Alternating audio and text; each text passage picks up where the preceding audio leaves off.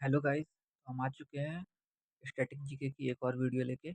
यह पार्ट 5 है। इसके पहले 4 वीडियो आ चुके हैं। यह एक इम्पॉर्टेंट वीडियो है, वैसे ही जैसे रेलवे ग्रुप डी और एसएससी जीडी या फिर आरपीएफ में जीके के जो जिस लेवल के क्वेश्चन आते हैं, ये सिंपल पेपर है उसी लेवल का। तो चलिए स्टार्ट करते हैं। जो जीके का जो क्वेश्चन है इसी के लेवल के आसपास का आता है। तो स्टार्ट करते हैं। हमारा आज का क्वेश्चन नंबर जो 1 है वो है, नींबू के रस का पीएच मान लगभग डैश होता है। नींबू के रस का पीएच मान लगभग डैश होता है। Option A 9, option B 2, option C 12 और ऑप्शन डी 7। तो इसका जो सही उत्तर है वो है ऑप्शन बी 2। नींबू जो है वो एसिडिक होता है। ठीक, आते हैं सेकंड नंबर पे। निम्नलिखित में से कौन सा एक यूनेस्को विश्व धरोहर स्थल नहीं है? निम्नलिखित में से कौन सा एक यूनेस्को विश्व धरोहर स्थल नहीं है? ऑप्शन ए अजंता की गुफाएं, जो कि औरंगाबाद में है। ऑप्शन बी रानी की वाव पाटन में है। ऑप्शन सी जंतर मंतर नई दिल्ली में। और ऑप्शन डी सूर्य मंदिर कोणार्क। तो इसका जो सही उत्तर है वो है ऑप्शन सी जंतर मंतर नई दिल्ली। यूनेस्को के विश्व धरोहर स्थल में जंतर मंतर शामिल नहीं है। आते हैं क्वेश्चन नंबर 3 पे। इंडियन प्रीमियर लीग आईपीएल 2020 का खिताब किसने जीता था? मतलब 2020 का आईपीएल फाइनल कौन जीता था? Option A Royal Challengers Bangalore, option B Kolkata Knight Riders, option C Chennai Super King और ऑप्शन डी मुंबई इंडियंस। तो इसका जो सही उत्तर है वो है ऑप्शन डी मुंबई इंडियंस। जो फाइनल मैच है वो Kolkata Knight Riders team Hyderabad को हराकर तीसरी बार आईपीएल का खिताब जीती थी।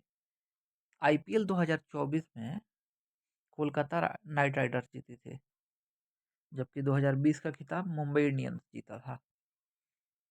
क्वेश्चन नंबर 4 पे आते हैं। ब्रायोफाइटा निम्नलिखित में से किस वनस्पति से संबंधित है? ब्रायोफाइटा निम्नलिखित में से किस वनस्पति से संबंधित है? Option A cladophora, option B देवदार, ऑप्शन सी मार्केंसिया और ऑप्शन डी जल शैवाल। इसका जो सही उत्तर है वो है मार्केंसिया, ऑप्शन सी। ब्रायोफाइटा वर्ग के पौधों को उभयचर कहा जाता है, मतलब जो पानी में भी रह सकते हैं और जमीन पे भी रह सकते हैं। ऑप्शन क्वेश्चन नंबर 5 पे आते हैं। 2020 में भारत के गणतंत्र दिवस समारोह के मुख्य अतिथि कौन थे? 2020 में भारत के गणतंत्र दिवस समारोह में मुख्य अतिथि कौन थे? ऑप्शन ए संयुक्त राज्य अमेरिका के राष्ट्रपति, ऑप्शन बी ब्राजील के राष्ट्रपति, ऑप्शन सी सऊदी अरब के बादशाह और ऑप्शन डी ब्रुनई के सुल्तान। यहाँ पे थोड़ा सा टाइपिंग एरर है, ये ब्रुनई है, ब्रुनई के सुल्तान। इसका जो सही उत्तर है वो है ऑप्शन बी ब्राजील के राष्ट्रपति। कौन? ब्राजील के राष्ट्रपति। क्वेश्चन नंबर 6 पे आते हैं। निम्नलिखित में से किसे 2019 में भारत रत्न से सम्मानित नहीं किया गया था? ध्यान रखिएगा, यहाँ पे सम्मानित नहीं किया गया था। Option A Shri Pranab Mukherjee, option B Shri Atal Bihari Vajpayee ji, option C Shri Nanaji Deshmukh ji और option D doctor Bhupen Hazarika. इसका जो सही उत्तर है वो है ऑप्शन बी श्री श्री अटल बिहारी वाजपेयी जी। आते हैं क्वेश्चन नंबर 7 पे। पाइथन एक डैश है। पाइथन एक डैश है। ऑप्शन ए प्रोग्रामिंग भाषा, option B operating system, option C malware और ऑप्शन डी ब्राउज़र। पाइथन जो है एक प्रोग्रामिंग भाषा है। क्या है? पाइथन एक प्रोग्रामिंग भाषा है। तो इसका सही उत्तर हो जाएगा ऑप्शन ए प्रोग्रामिंग भाषा। क्वेश्चन नंबर 8 पे आते हैं। मायोपिया वाले व्यक्ति की दृष्टि को ठीक करने के लिए किस प्रकार के लेंस की आवश्यकता होती है? मायोपिया वाले व्यक्ति की दृष्टि को ठीक करने के लिए किस प्रकार के लेंस की आवश्यकता होती है? ऑप्शन ए अवतारी lens, option B FKC lens, option C बेलनाकार लेंस और ऑप्शन डी अवतारी लेंस। तो इसका जो सही उत्तर है वो है ऑप्शन ए। यहाँ पे ऑप्शन में थोड़ा गलत है, टाइपिंग एरर है। ये अवतारी लेंस नहीं है। यहाँ पे अगर हम एक को काट दें, इसका जो सही उत्तर है वो होगा अपसारी लेंस। अवतारी लेंस नहीं, अपसारी लेंस होगा इसका सही उत्तर। ठीक है, आते हैं क्वेश्चन नंबर 9 पे। क्वेश्चन नंबर 9 जो है वो कहता है फरवरी 2017 में इसरो ने डैश लॉन्च करके इतिहास रच दिया था। तो इस क्वेश्चन नंबर 9 कहता है फरवरी 2017 में इसरो ने डैश लॉन्च करके इतिहास रच दिया। ऑप्शन ए एक ही उड़ान में 101 उपग्रह, ऑप्शन बी एक ही उड़ान में 104 उपग्रह, ऑप्शन सी एक ही उड़ान में 103 उपग्रह और ऑप्शन डी एक ही उड़ान में 100 उपग्रह। तो इसका जो सही उत्तर है वो है ऑप्शन बी, एक ही उड़ान में 104 सैटेलाइट छोड़ा गया था एक ही बार में, जो कि 15 फरवरी को, कब 15 फरवरी को 15 फरवरी 2017 में लॉन्च किया गया था। आते हैं क्वेश्चन नंबर 10 पे। इंटेल कोर i9 एक प्रकार का डैश है। इंटेल कोर i9 एक प्रकार का डैश है। Option A antivirus, option B processor, option C motherboard और option D hard disc.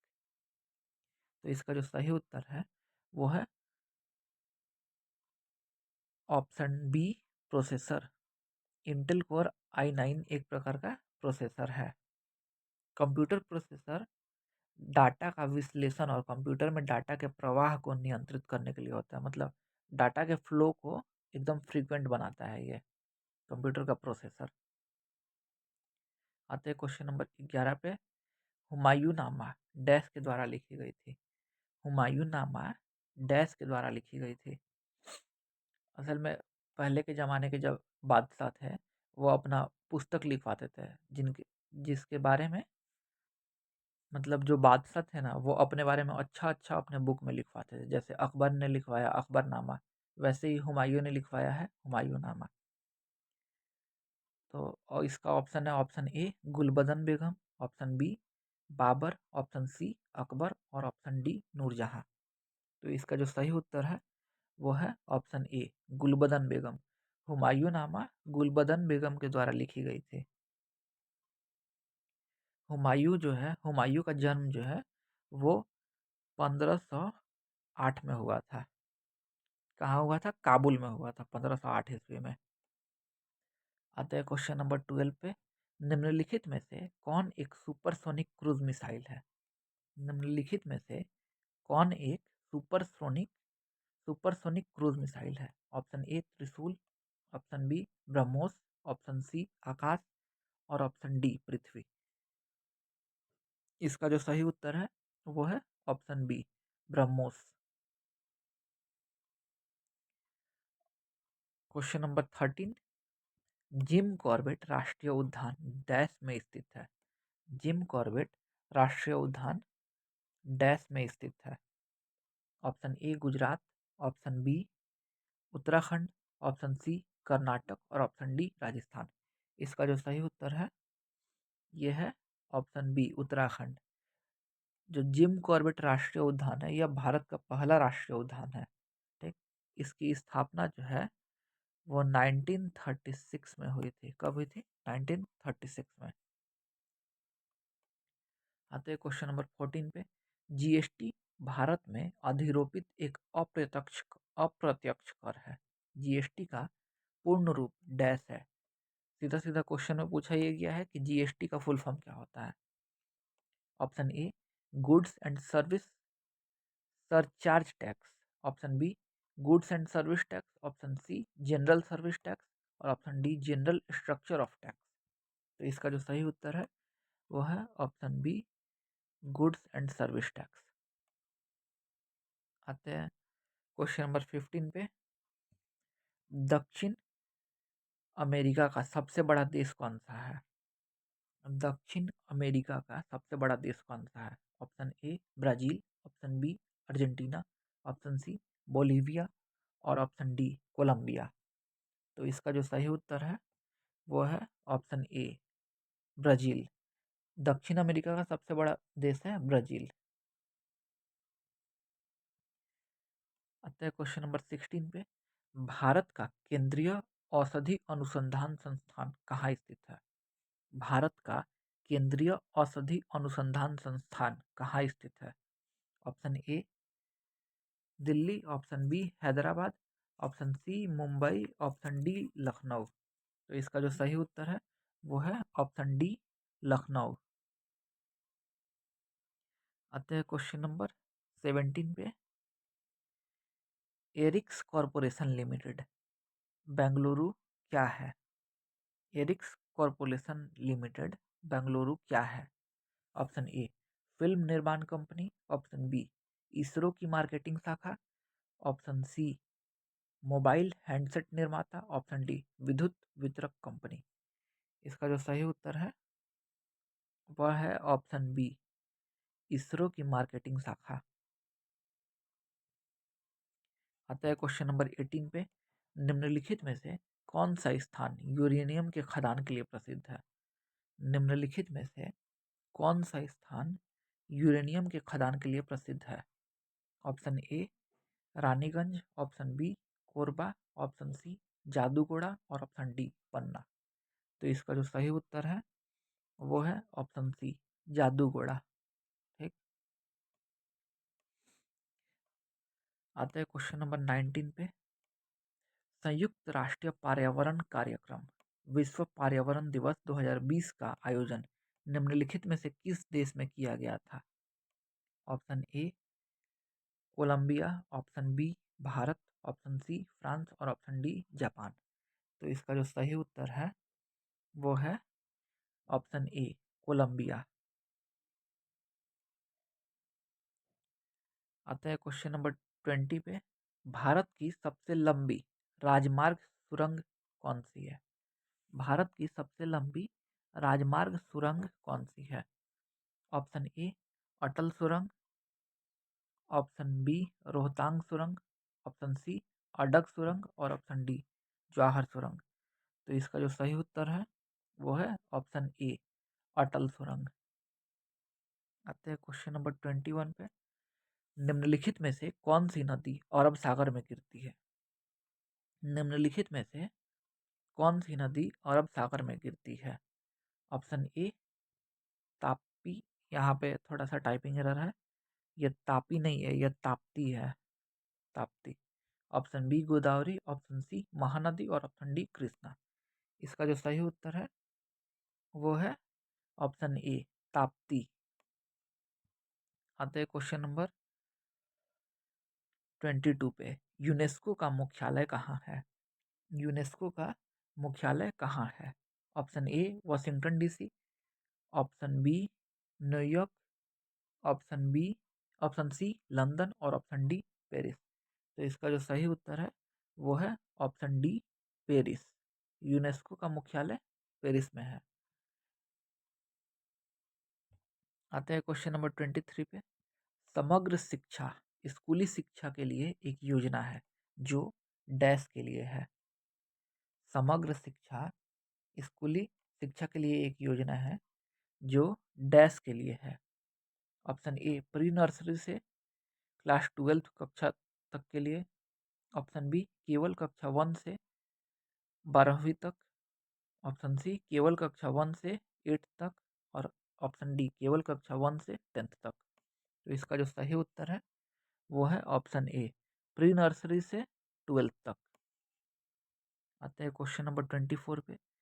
Berry berry एक रोग है जो डैश की कमी के कारण होता है। बेरी बेरी एक रोग है जो डैश की कमी के कारण होता है। Option A vitamin A, option B vitamin B1, option C vitamin D और ऑप्शन डी विटामिन सी। इसका जो सही उत्तर है वो है ऑप्शन बी विटामिन B1। आते हैं क्वेश्चन नंबर 25 पे। लोकसभा और राज्यसभा की संयुक्त बैठक की अध्यक्षता कौन करता है? लोकसभा और राज्यसभा की संयुक्त बैठक की अध्यक्षता कौन करता है? ऑप्शन ए, राज्यसभा के सबसे वरिष्ठ सदस्य। ऑप्शन बी, लोकसभा के अध्यक्ष। ऑप्शन सी, भारत के राष्ट्रपति द्वारा निर्मित एक सदस्य। और ऑप्शन डी, भारत के राष्ट्रपति। इसका जो सही उत्तर है वो है ऑप्शन बी, लोकसभा का अध्यक्ष। ठीक। आते हैं क्वेश्चन नंबर 26 पे। एक प्रसिद्ध यात्री इब्न बतूता एक मूल निवासी था। एक प्रसिद्ध यात्री इब्न बतूता एक मूल निवासी था।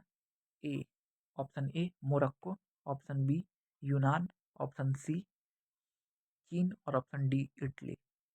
तो इब्न बतूता जो है वो है कहाँ का मूल निवासी? मोरक्को का। ऑप्शन, इसका ऑप्शन हो जाएगा ऑप्शन ए, मोरक्को।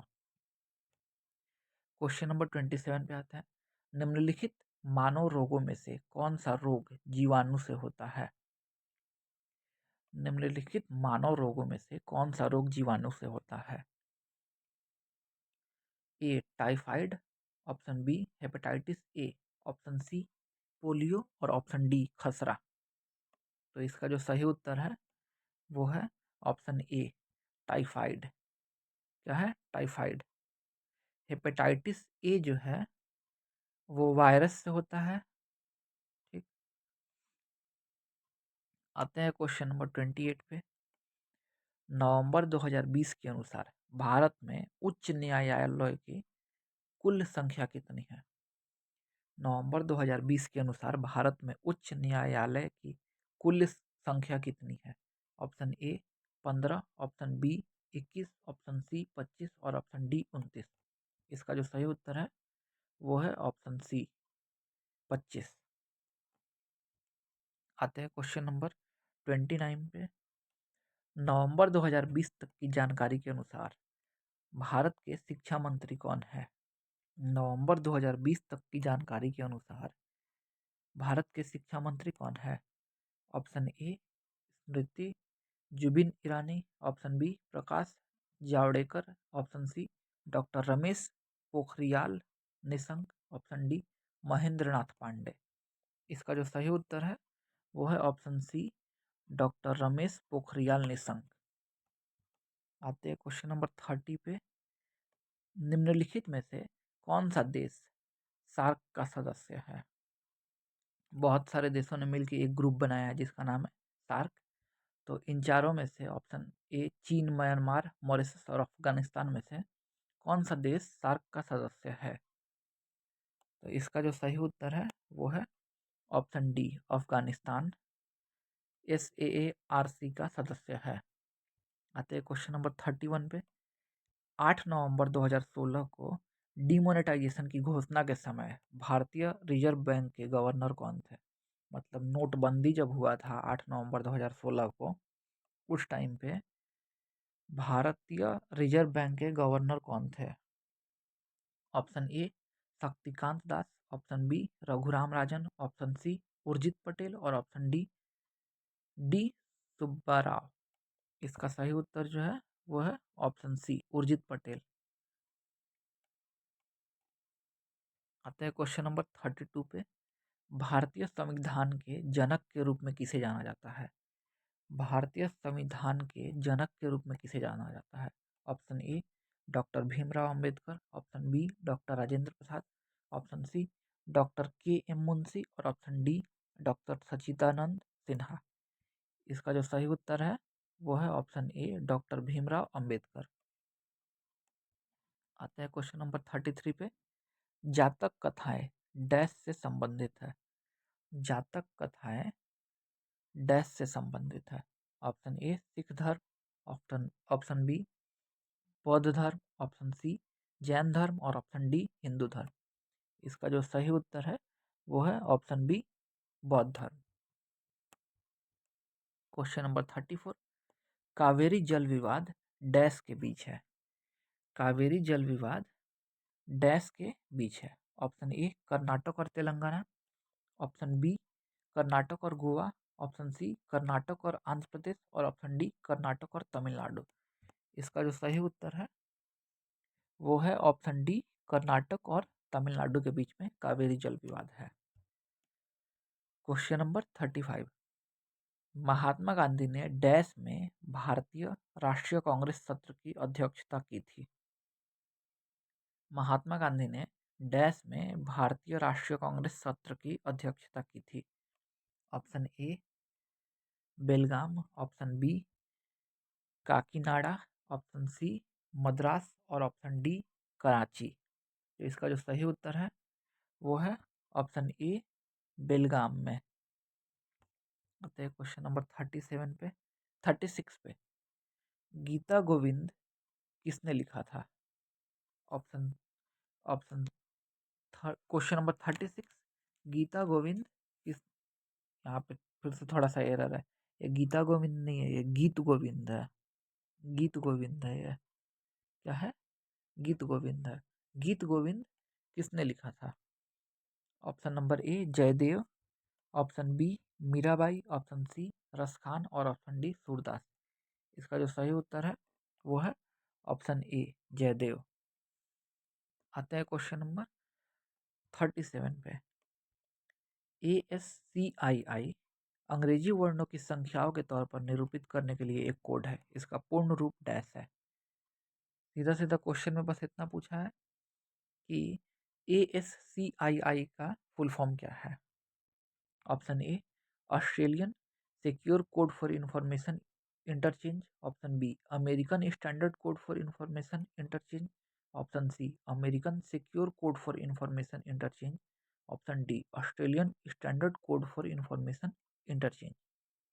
इसका जो सही उत्तर है वो है option B American standard code for information interchange.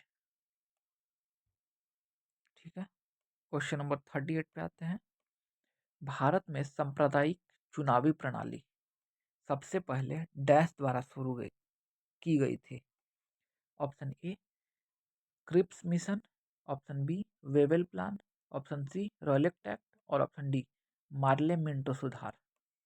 इसका जो सही उत्तर है वो है ऑप्शन डी मार्ले मिंटो सुधार। भारत में सांप्रदायिक चुनाव प्रणाली सबसे पहले मार्ले मिंटो रिफॉर्म 1909 द्वारा शुरू की गई थी, 1909 में। आते हैं क्वेश्चन नंबर 39 पे। कैबिनेट मिशन वर्ष डैश में भारत आया था। मतलब कैबिनेट मिशन वर्ष कब भारत आया था? Option A 1946, option B 1941, option C 1940 और ऑप्शन डी 1943। इसका जो सही उत्तर है वो है ऑप्शन ए 1946। तो यहाँ पे ये वाला पार्ट भी खत्म होता है हमारा।